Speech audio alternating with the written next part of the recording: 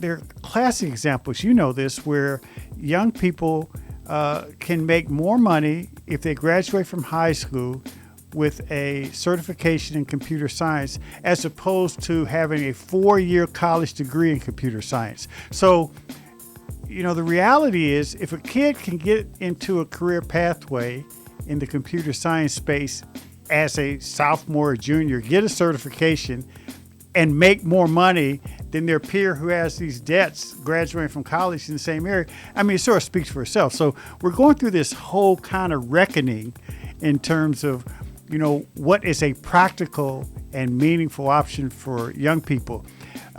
Nowhere is that more apparent, I think, than in the healthcare space. When I met with the founder of MedCerts and folks years ago and heard what they were doing, it's tailor-made for young folks. So talk about MedCerts and what you do as it relates to this career development area. Yeah, absolutely. To your point of you can have a certification and have a very high wage, we've seen sign-on bonuses for surgical technologists, which you can be prepared for to start the day you graduate high school, as high as $20,000, $25,000, $30,000. Bonuses, sign-on bonuses, just for taking the job. Yes. Now, see, I'm going to quote you on that. Well, I'm going to use it. I may not quote you, but it's true. It's out there. I have seen it. My jaw drops. I immediately email them and say, let me help you. Yeah, it's incredible. So to your question, though, of MedCerts, what we do, traditionally MedCerts has been in the adult education space. We've trained over 100,000 folks across all 50 states. We average about 15,000 new students a year. But about 2 years ago now, we were faced with a really interesting challenge in my home state, Pennsylvania. There is a school district in Harrisburg, Cumberland Valley School District, and their local CTE was full. Their brick and mortar was full. And there were many students who needed to be on a high school path, on a healthcare path for those high school students.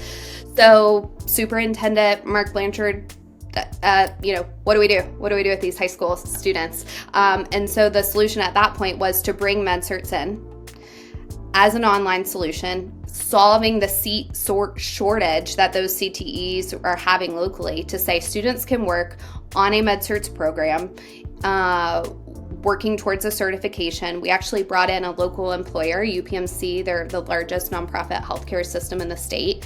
UPMC looked at the catalog of MedCerts programs and said, hey, if students take this, or this program, we can support them for a clinical and potentially job placement, at least give them an interview.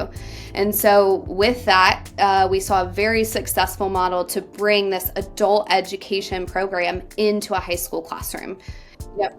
Every school across the state, different regions, they all have different models of how CTE is set up. But often we see students in healthcare just taking courses. Maybe they're taking a CNA program that leads to a state licensure, but for the most part, they're not actually sitting for a national certification that leads to a job as soon as they graduate. So what we're doing in the high school space is really challenging that, to say actually while they're still in the walls of that high school, they can work on their self-paced MedCerts program, take a series of courses that leads to a national certification, test before they even graduate or as soon as they do graduate, and then be ready to start in a job as soon as they're done. So started with how do we solve a need for students who need support right now. And since over the past couple of years, it's really expanded. We're in many states, helping many high schools, bringing in employer connections.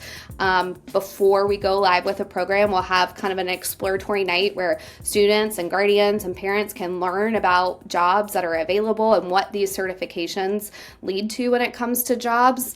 And it's been really fun. It's really fun to hear the stories of where it's taking students and what they're doing post high school graduation. Thanks for listening to What I Want to Know. Be sure to follow and subscribe to the show on Apple Podcasts, Spotify, or your favorite podcast app so you can explore other episodes and dive into our discussions on the future of education. And write a review of the show. I also encourage you to join the conversation and let me know what you want to know using hashtag WIWTK on social media. That's hashtag WIWTK. For more information on Stride and online education, visit stridelearning.com. I'm your host, Kevin P. Chavous. Thank you for joining What I Want to Know.